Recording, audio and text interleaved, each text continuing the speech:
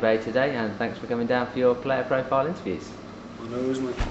Cheers. So, after last week's game and having trained with the team this week, do you think the club's going to be even more motivated for this weekend's game? Yeah, I think everyone's going to be a lot more motivated this week. It was a pretty disappointing loss at Doncaster away.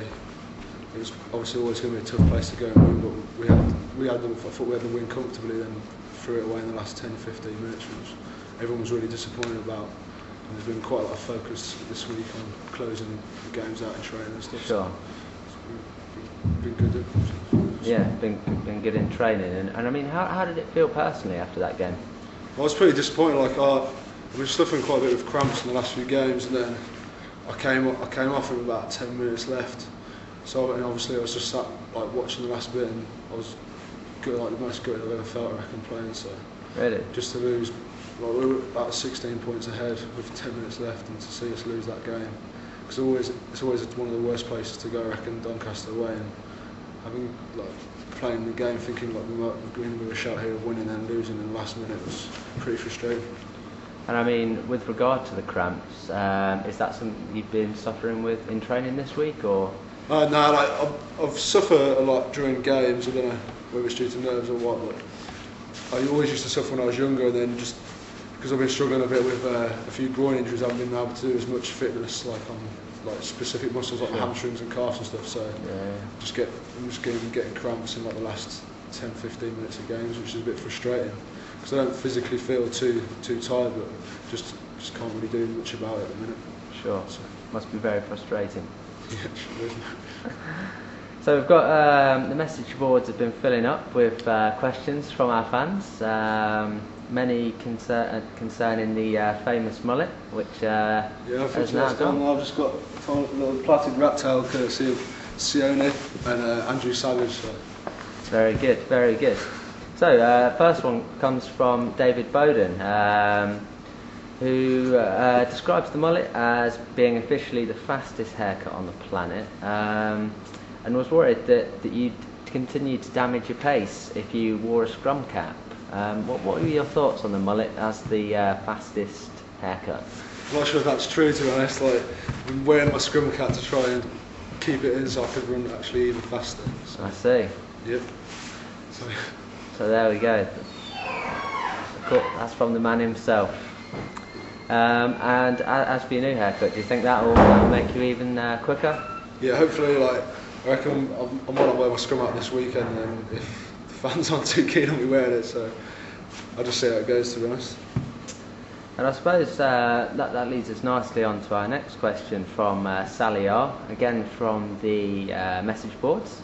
And this one, do you feel that you'll lose your reputation as the one to watch with the ladies if you continue to wear this infamous scrum cap? Oh, I don't know. I'm not too fussed about that at the minute in time. Just want to focus on playing rugby and just keep my head down and get on with that side of it. And then whatever the ladies think, then it's up to them, isn't it? I suppose so. And I mean, Sally's second question is: do you see Jacko as a father figure, hence trying to emulate the mullet master? And I mean, I guess that's changed now with this new haircut, but.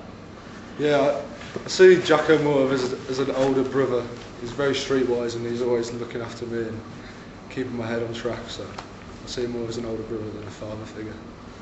Even in terms of hair? Yeah, even in terms of hair. Okay, so, well, there are a lot of mullet questions, as we've raised. Another one from Dipsy135.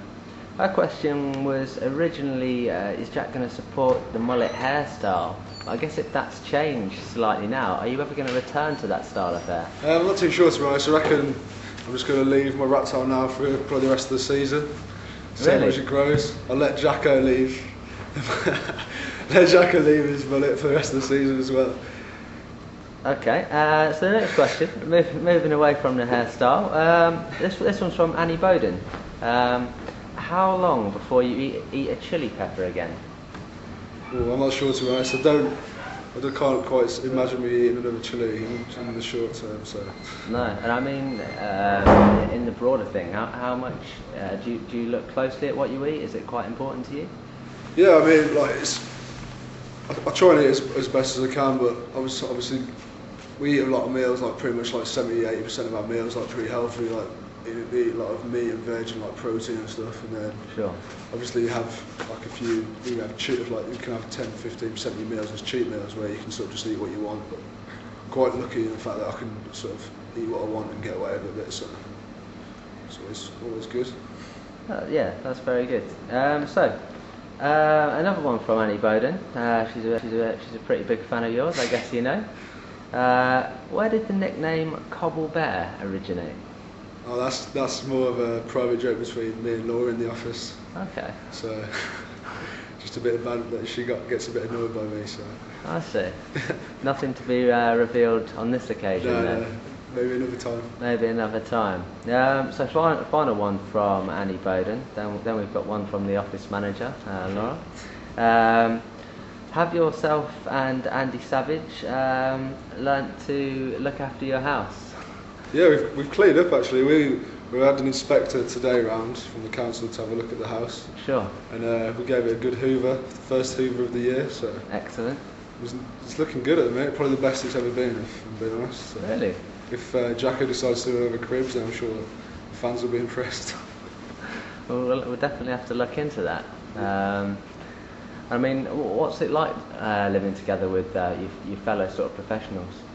Yeah, it's good. Like last year, I was living with Tom Casson as well, who's now at Harlequins, which was good. But like now at the minute, it's just me and Andy living in that house, which it's pretty good fun. Like Andy's a real nice guy and just like, we get on really well, so it's pretty handy. And it's good just living on the training ground, obviously, because the ease of just like being able to train and then just come down and can get a lot of rest time as well, which is always good.